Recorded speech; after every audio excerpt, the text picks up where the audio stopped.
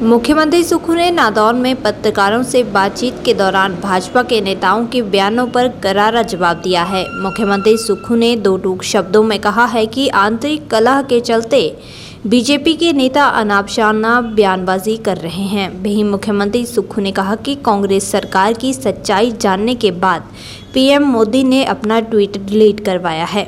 मुख्यमंत्री सुक्खू दोपहर के समय नादौन के अमतर में हेलीकॉप्टर के माध्यम से पहुंचे।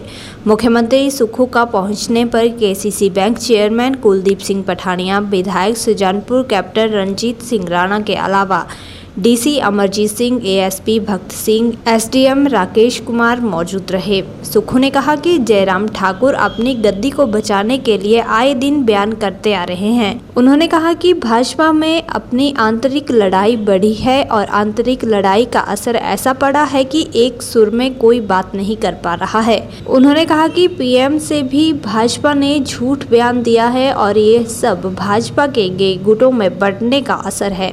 मुख्यमंत्री सुक्खू ने कहा कि प्रदेश में अपनी दी हुई 5 गारंटियां पूरी कर दी हैं। उन्होंने कहा कि 1 महीने में 2 बार वेतन हिमाचल सरकार ने दिया है और बीजेपी झूठ का हल्ला कर रही है।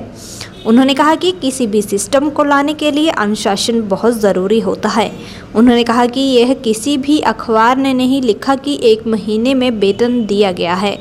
सुक्खू ने कहा कि आज भी शिमला में बैठक में सभी अधिकारियों को दिशा निर्देश दिए हैं ताकि बजट के लिए योजनाओं को अमली जामा पहनाया जा सके।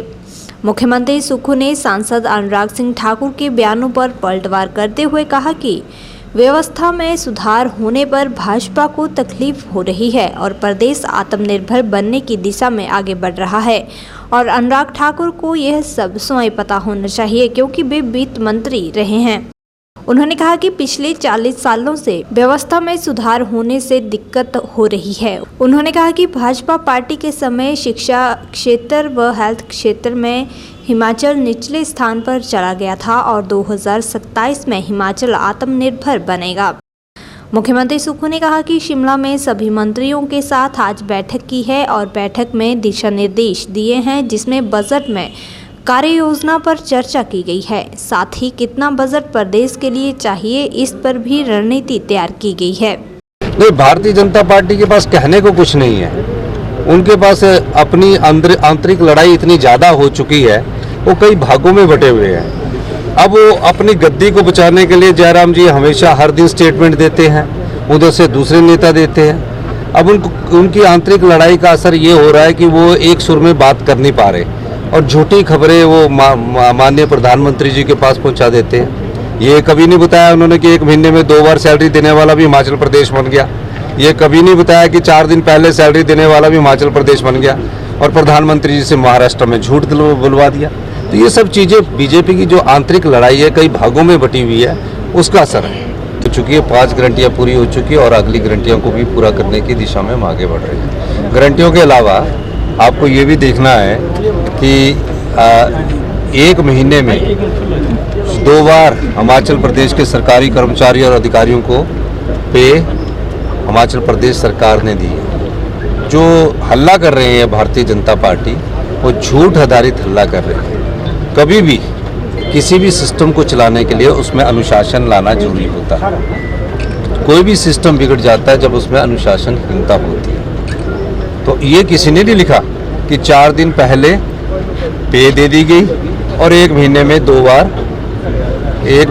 बार पे मिली। ऐसा पहली बार हुआ है। पर जब हमने 4 दिन पे लेट की थी तो उसके बारे में बड़ी जगह हल्ला हुआ, नेशनल न्यूज़पेपर में चला। तो ये सब चीज़ें हैं हिमाचल प्रदेश को आत्मनिर्भर बनाने के लिए।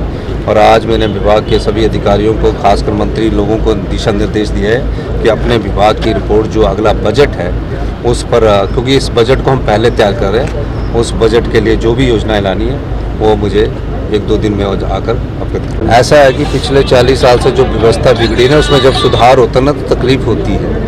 अब प्रदेश आत्मनिर्भर बनने की दिशा में आगे बढ़ रहा है, उन्हें बोलना चाहिए कि वो तो खुद वित्त मंत्री रहे हैं। देखिए कि प्रदेश की पोजीशंस कहाँ पहुँच रही है। पिछली भारतीय जनता पार्टी ने शिक्षा के क्षेत्र में गुणात्मक में हमें 21वें स्थान पर ला दिया। हेल्थ के सेक्टर में सबसे निचले स्तर पर हम चले गए। तो सब सेक्टरों में सुधार की जरूरत है और हमारी सरकार उसमें कटिबद्ध है सुधार करने के लिए। और मैंने आपको बार बार कहा है हमारे 2027 तक हम आत्मनिर्भर हिमाचल बनेंगे। नहीं, अभी तो मेरी सभी जो मिनिस्टर्स थे, मंडे को मीटिंग होती है, मंडे ट्यूसडे हमारा मीटिंग डेज है।